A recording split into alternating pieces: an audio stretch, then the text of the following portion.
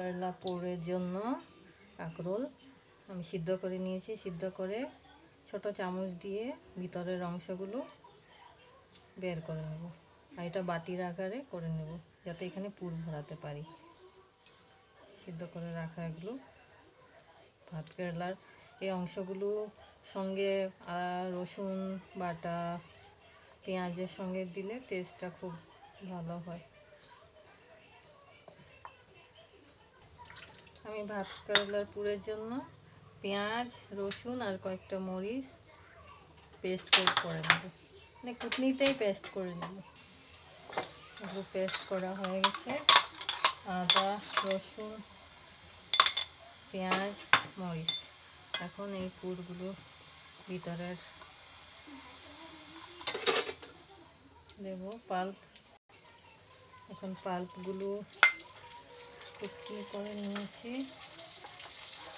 Paste করি নেই, paste করলে ভালো হয়, জাস্ট ক্রাশ।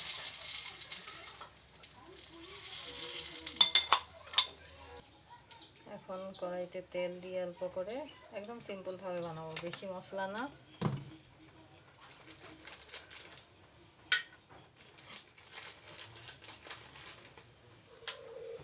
আগে পেঁয়াজগুলো ছোট করে ছোট করে পেঁয়াজগুলো ভেজে, মানে হলুদ, অল্প হলুদ, মরিচের গুঁড়া অল্প, তো বেশি না, কাঁচা মরিচ দিয়েছি তাই অল্প করে, জিরা,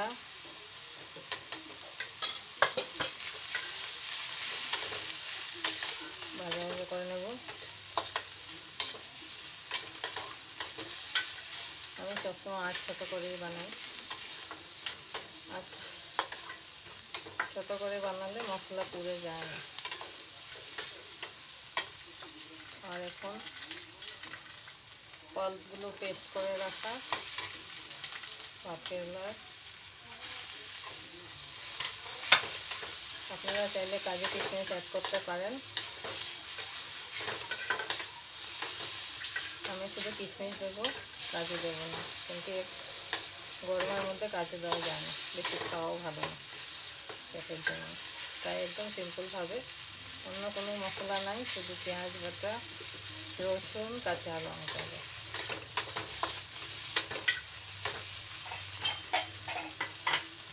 আমি কয়েকটা কিশমিশ দিয়ে দেবো আর ছোট করে রাখবো একটু সময় জন্য। আর ছোট করে পোরগুলো ভাজা ভাজা করে নেব। সব মশলাগুলো তো হয়ে গেছে, মশলাগুলো ভালো করে মিক্স হয়ে গেলে গ্যাসটা বন্ধ করে দেবো, ঠান্ডা হওয়ার জন্য ওয়েট করবো। তাই তো নুন দিয়ে মিক্স করবো, গ্যাস বন্ধ করে রেখে দেবো, ঠান্ডা হওয়ার জন্য রেখে দেবো।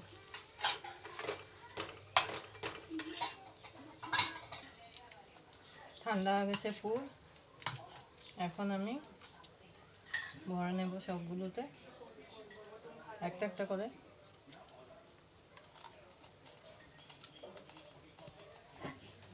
এগুলো আমার রেডি হয়ে গেছে, পোরগুলো ভরে নিয়েছি।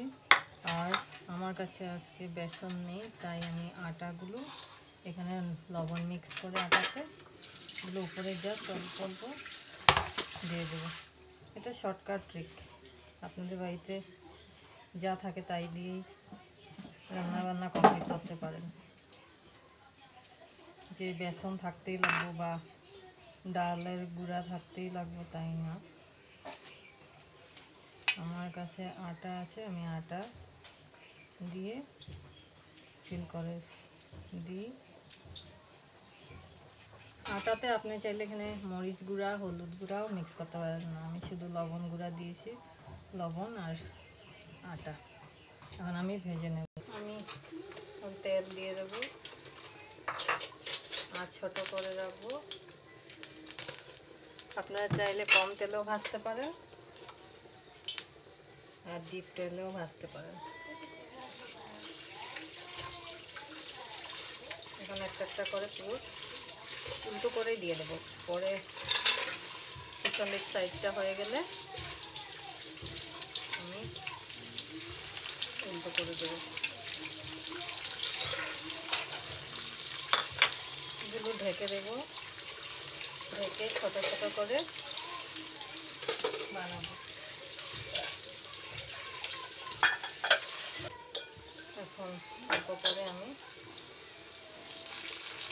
চেঞ্জ করে দিই।